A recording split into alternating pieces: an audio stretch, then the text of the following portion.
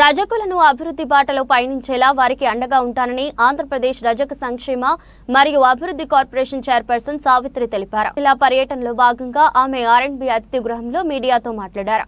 జిల్లాలో చాలా చోట్ల పర్యటించినప్పుడు ధోబీఘాట్లు దెబ్బతిని రజకులు తీవ్ర ఇబ్బందులు పడుతున్నారని అన్నారు. గతంలో వీటిని పట్టించుకున్న పాపాన పోలేదన్నారు. రజకుల హక్కులు తెలుసుకునేందుకు రజక వెల్ఫేర్ కమిటీని ఏర్పాటు చేసినట్లు తెలిపారు. ఈ కమిటీ అన్ని అంశాలు పరిశీలించి రజకుల సమస్యలు తీర్చేందుకు పనిచేస్తుంది. జీవో నెంబర్ 6ను అమలు చేసే విధంగా జిల్లా కలెక్టర్లకు విజ్ఞప్తి చేస్తున్నట్లు వివరించారు. రజకుల సంక్షేమానికి ఉపాధికి సంబంధించి ఉన్న జీవోలను ప్రభుత్వం అమలు చేసి వారిని వృత్తిపరంగా మరింత ప్రోత్సహించాలన్నారు.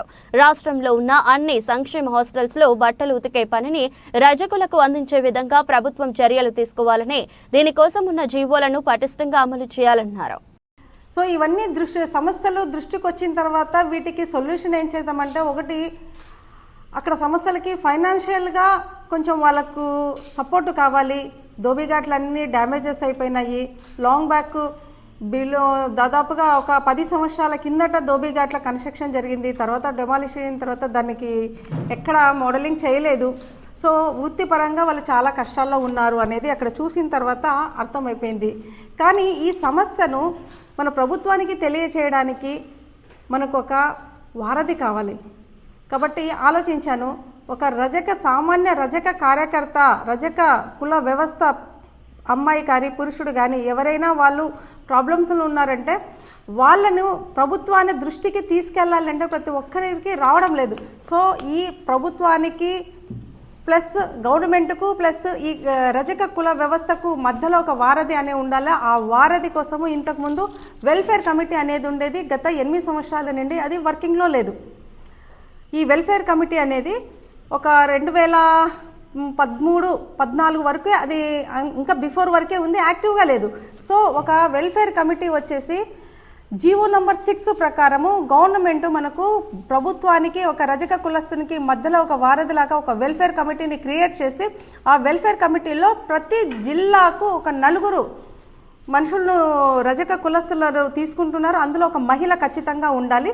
అంటే ఒక రెవెన్యూ డివిజన్కి ఒకరు తీసుకోవాలి అని ప్రతిపాదన ఉంది.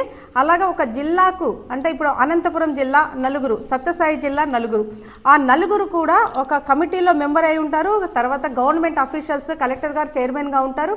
మిగతా ఆల్ డిపార్ట్మెంట్స్, పోలీస్ డిపార్ట్మెంట్ కానీ, రెవెన్యూ డిపార్ట్మెంట్ కానీ, హెల్త్ డిపార్ట్మెంట్ కానీ, అన్ని డిపార్ట్మెంట్స్ అక్కడ ఒక కమిటీగా ఉండి ఇక్కడ రజకుల యొక్క సమస్యలను ఆ కమిటీ మీటింగ్లో చర్చిస్తారు. అప్పుడు ఈ వ్యవస్థ ఏం జరుగుతుంది, ఏ స్థాయిలో ఉన్నారనేది ప్రభుత్వ అధికారులకు ఒక అవగాహనకు రావడానికి ఆస్కారం ఉంది. అందుకనే అనంతపురం జిల్లాలో ఈ జీవో నంబర్ 6ను ఇంప్లిమెంట్ చేయడానికి చర్యలు తీసుకుంటారని కలెక్టర్ గారికి మేము ఒక వినతి పత్రం ఇస్తున్నాము. ఆల్రెడీ జీవో నంబర్ 6 మేము చేసి ఉన్నాము. జీవో నంబర్ 6 ప్రకారము ఒక వెల్ఫేర్ కమిటీని 2 జిల్లాలలో కలెక్టర్ గారి ఆధ్వర్యంలో మనకు ఇది మళ్ళీ స్టార్ట్ చేసి సమస్యలకు పరిష్కార దిశలో మార్గనిర్దేశం చేస్తారని ఆశిస్తున్నాము. అలాగే కలెక్టర్ గారిని కలిసేసి జీవో నంబర్ 27 కూడా ఆంధ్రప్రదేశ్ మొత్తము ఇంప్లిమెంట్ అయ్యేలాగా మరి ప్రతి జిల్లా కలెక్టర్ గారికి మేము ఒక రిప్రజెంటేషన్ ఇస్తున్నాము. జీవో నంబర్ 27 వచ్చేసి 1996లోనే వచ్చింది. దీని సారాంశం ఏంటంటే, ఏదైనా గవర్నమెంట్ ఇన్స్టిట్యూషన్స్, హాస్పిటల్స్ కానీ, పోలీస్ డిపార్ట్మెంట్ కానీ, బీసీ ఎస్సీ ఎస్టీ హాస్టల్స్ కానీ, ఏదైనా గవర్నమెంట్ ఇన్స్టిట్యూషన్స్లో బట్టలు ఉతికే కార్యక్రమం ఏదైతే ఉందో అది కేవలం రజకులకు మాత్రమే ఇవ్వాలి అనేది ఒక ప్రతిపాదన ఉంది జీవో నంబర్ 27లో. అలాగే దీంతోపాటు ఒక గవర్నమెంట్ ప్లేస్ అంటే మున్సిపాలిటీకి సంబంధించింది కానీ లేదా పంచాయతీకి సంబంధించింది కానీ వాటిలోన రజకులకు లాండ్రీ పెట్టుకోవడానికి సమ్ 5% ఆఫ్ ద ప్లేస్, అంటే 10 షాప్స్ ఉన్నాయనుకోండి, అందులో 5% నమోదయ్యే కొన్ని షాప్స్ లాండ్రీ పెట్టుకోవడానికి రజకులకు కేటాయించాలి. కానీ ఇంతవరకు అది ఎక్కడ కనిపించట్లేదు. సో ఖచ్చితంగా అది మాకు కేటాయిస్తారని గవర్నమెంట్కి మేము ఒక రిప్రజెంటేషన్ రెడీ చేసాము.